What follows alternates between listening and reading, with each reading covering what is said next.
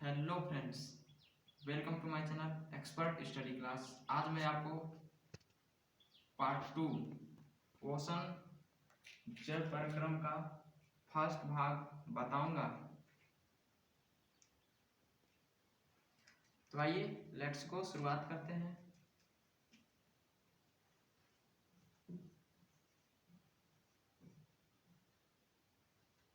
पोषण ओके। इससे पहले मैं फर्स्ट पार्ट बनाया हूँ, उसकी वीडियो की लिंक डिस्क्रिप्शन में नीचे दिया गया है, तो आप उसे भी देख लें ताकि शुरू से समझ में आ जाए। तो आइए इसकी शुरुआत करते हैं। तो पोषण मुख्य रूप से दो प्रकार के होते हैं, ठीक है। इस प्रकार से पोषण दो प्रकार के होते हैं। पहला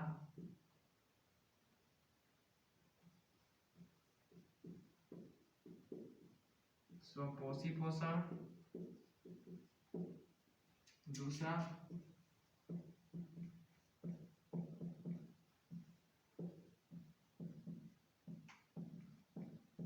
विषमपोषी पोषण।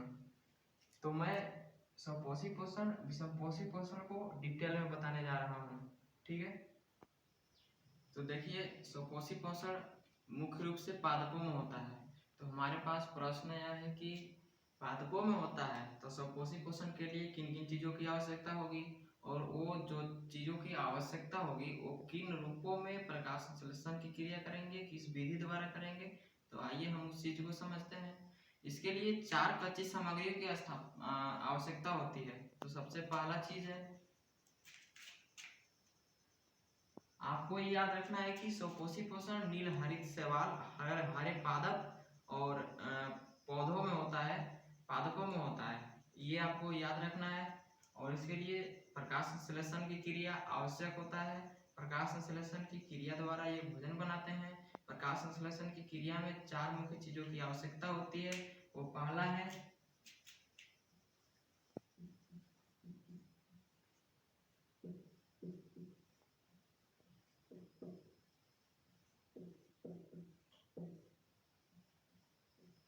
कार्बन डाइऑक्साइड, जिसको CO2 बोला जाता है, ये हमको वायुमंडल से मिलेगा। दूसरा है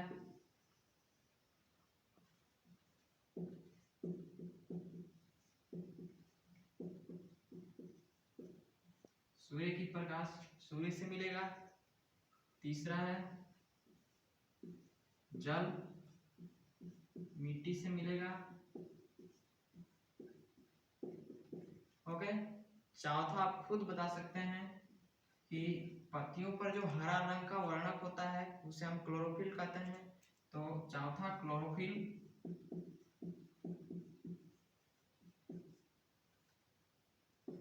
ओके, 4 ये हमारे, इससे आप नोट डाउन कर सकते हैं।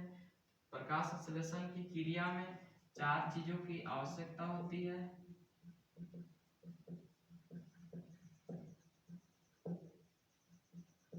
ठीक है, आप इसे नोट डाउन कर लें। पूछा जा सकता है कि स्वपोषी पोषण के लिए प्रकाश संश्लेषण की क्रिया में 4 किन किन कच्ची सामग्रियों की आवश्यकता होती है। आप बता सकते हैं कार्बन डाइऑक्साइड, CO2, सूर्य की प्रकाश, सूर्य से, जल, मिट्टी से, क्लोरोफिल पत्तियों में उपस्थित होता है। ओके, तो जैसा कि आप देख सकते हैं कि मैंने प्रकाश संश्लेषण की अभिक्रिया को दर्शा दिया है। ये तो आपको वायुमंडल से मिल जाएगा, ये मिट्टी से मिल जाएगा, जल का ये सूत्र है, इसमें क्लोरोफिल पत्तियों से, नेक्स्ट इसको सूर्य के प्रकाश चाहिए,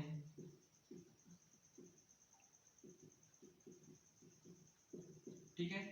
2 और 2 4 उत्पादों को, 4 अभिकर्मकों को मिलाकर एक उत्पाद बनता है जिसे हम ग्लूकोज कहते हैं। ये ग्लूकोज का सूत्र हुआ, और इससे हमारा ऑक्सीजन एक नया उत्पाद बनता है, ठीक है। ऑक्सीजन एक नया उत्पाद बनता है। अगर इस समीकरण को मैं संतुलित करूं तो C6, ये देखिए आपका ये संतुलित समीकरण हो गया। तो आप इस प्रकाश संश्लेषण की समीकरण को अच्छे तरीके से याद कर लें, पूछा जा सकता है, ठीक है। तो प्यारे दोस्तों, ये था हमारे पौधों में प्रकाश संश्लेषण की क्रिया। स्वपोषी पोषण ये था। स्वपोषी पोषण इसी प्रकार से होता है।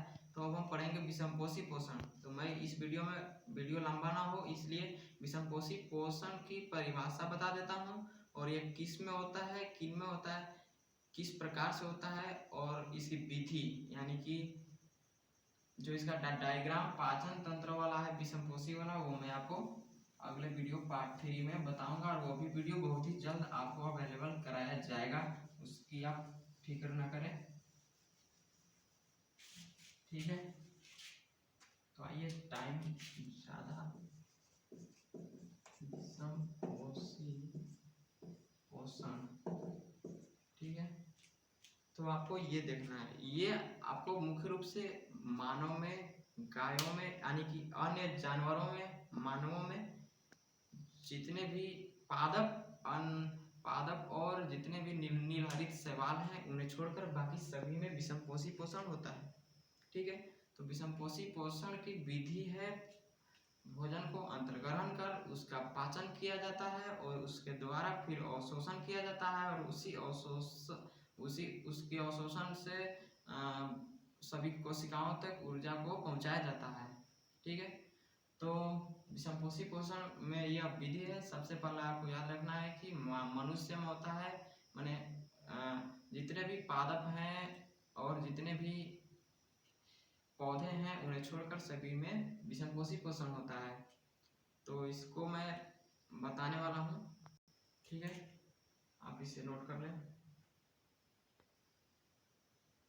तो प्यारे दोस्तों, इस पार्ट 2 वीडियो में इतना ही।